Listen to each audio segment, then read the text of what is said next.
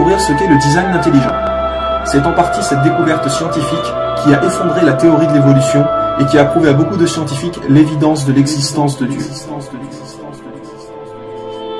Le design intelligent a été découvert grâce aux toutes dernières technologies qui prouvent la complexité d'un être humain, des animaux, des plantes, etc.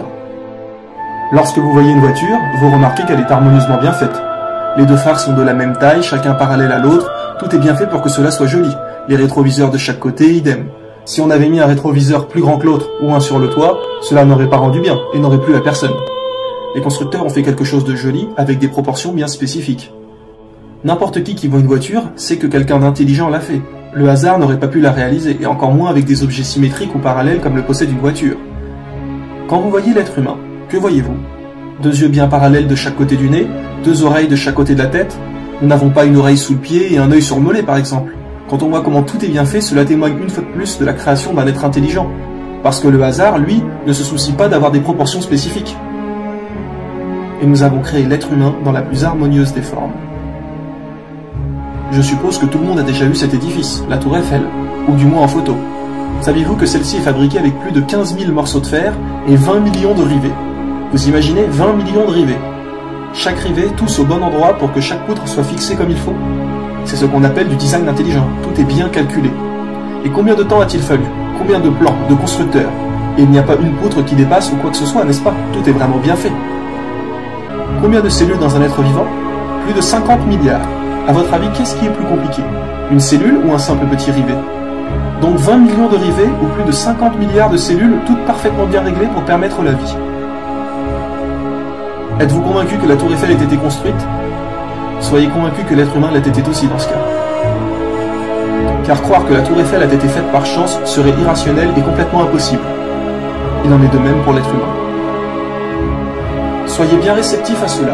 Quand nous voyons cette sculpture, nous savons qu'un artiste doué l'a réalisée, n'est-ce pas? Peu de gens seraient capables de le faire, mais nous sommes sûrs et certains que quelqu'un l'a fait. Nous n'avons jamais vu cette personne, mais son œuvre témoigne de son existence. Lorsque nous regardons autour de nous, il est évident qu'il en est de même pour tout ce que Dieu a créé. Son existence est visible à travers ses œuvres.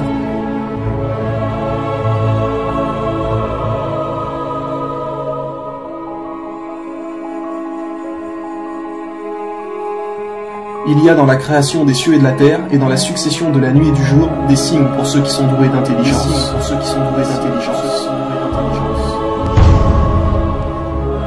Allez-vous renier toute votre vie? Pensez-vous réellement que ce monde s'est fait comme ça, d'un coup, d'un claquement de doigts? Comme dit précédemment, si le créateur de cette sculpture était là et que vous lui disiez « Non, ce n'est pas vous qui avez créé cette statue, mais le hasard », il vous dirait que vous êtes fou. Il vous dirait sûrement « Faites-le dans ce cas ». Si je ne suis pas le créateur de cette statue, alors c'est qui?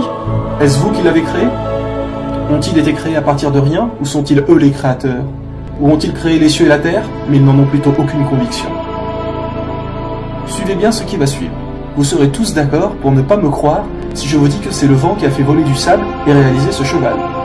Même pendant des millions d'années, jamais le sable ne réalisera cela. Quand vous regardez le hasard faire les choses, vous aurez à la limite des petits tas de sable, des dunes. Jamais des choses aussi compliquées que ça. Alors maintenant, imaginez un vrai cheval. Soyons un minimum honnêtes. Comment voulez-vous qu'un vrai cheval se fasse tout seul, alors que seulement en sable, c'est impossible?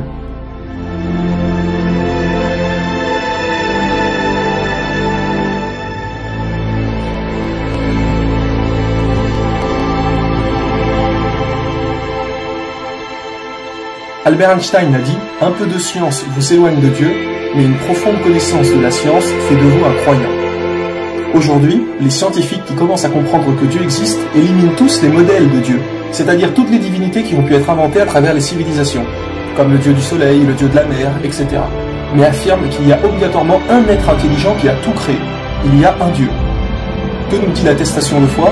Il n'y a de Dieu qu'Allah. Il n'y a de Dieu qu'Allah. Il n'y a de Dieu qu'Allah.